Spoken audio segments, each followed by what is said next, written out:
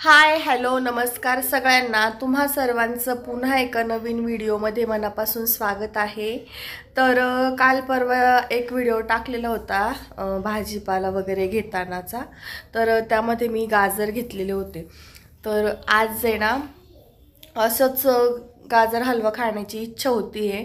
तर स्वयंपाक वगैरे काही केलेलं नव्हतं, म्हटलं चला आज काहीतरी स्वीट आयटम बनवूया। तर थंडीमधला पहिला स्पेशल पदार्थ बनवतोय आपण गाजर हलवा। तर चला तुम्ही रेसिपी बघून घ्या। तर थोडाही वेळ वाया न घालवता आपण सुरू करूया रेसिपी। तर चला माझ्यासोबत।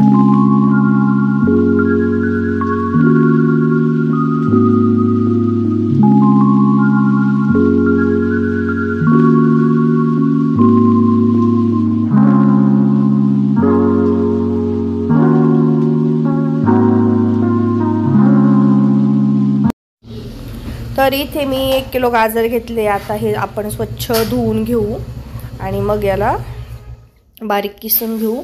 इथे गाजर हलव्यासाठी मी 1 लिटर दूध आणलेलं होतं। तर जेवढं लागेल तेवढं आपण यात टाकणार आहे। तर गरम करून घेतले मी दूध। तर चला आता आपण हे स्वच्छ धुवून घेऊ आणि याला किसून घेऊ। तर इथे मी सर्व गाजर स्वच्छ धुवून घेतले। आता हे सर्व गाजर धुवून झाल्यानंतर आपण आहे ना याला व्यवस्थित साळून घेऊया। तर एक एक करून मी इथे सर्व गाजर साळून घेतले। त्यानंतर किसणीने आपण हे किसून घेऊया। तर इथे मी 4 गाजर घेतले होते, पण मग मला असं वाटलं की जास्त होतील म्हणून मग मी 3च घेतले, एक ठेवून दिलं होतं नंतर। तर इथे मी व्यवस्थित सर्व गाजर किसून घेतले अशा पद्धतीने। त्यानंतर कढई गरम करायला ठेवली आणि कढईमध्ये 2 चमचे गावठी तूप घातलं मी। तर हे मार्केटचं गावठी तूप आहे। तर यामध्ये आपल्याला सर्व किसलेलं गाजर आहे ना व्यवस्थित फ्राय करून घ्यायचे आधी। तर मी इथे सर्व गाजर घालून घेतलं आणि सोबतच यामध्ये मी वेलची पूड घालून घेतली। आता वेलची पूड आहे ना ही इम्पॉर्टंट आहे, कारण यामुळेच ना याची टेस्ट एकदम छान होते। तर अशा प्रकारे वेलची पूड घालून आहे ना आपण गाजरचा किस पूर्ण फ्राय करून घेतला आहे तुपात। त्यानंतर आवडीनुसार साखर घालायची आहे।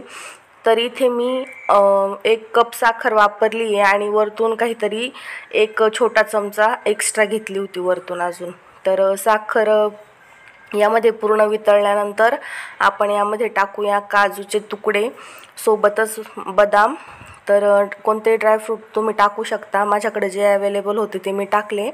तर हे ड्रायफ्रूट टाकून झाल्यानंतर पण आपण हे सर्व व्यवस्थित मिक्स करून घेऊया।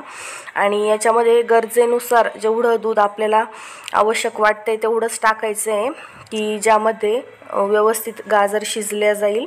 तर मी इथे असं समजा की 1च वाटी दूध वापरलं आहे। तर याला छान अशी उकळी आली आणि यावरती मी 5 ते 10 मिनिटासाठी झाकण ठेवलं आहे।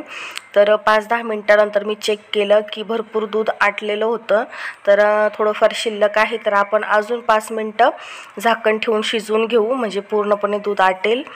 तर 5 मिनिटानंतर मी चेक केलं तर हे बघा पूर्णपणे दूध आटून आपला गाजर हलवा पूर्ण व्यवस्थित शिजला आहे आणि कलर पण छान आला आहे। तर आता आपण सर्विंग बाउलमध्ये काढून घेऊया। तर अशा पद्धतीने आपला थंडी स्पेशल गाजर हलवा तयार आहे।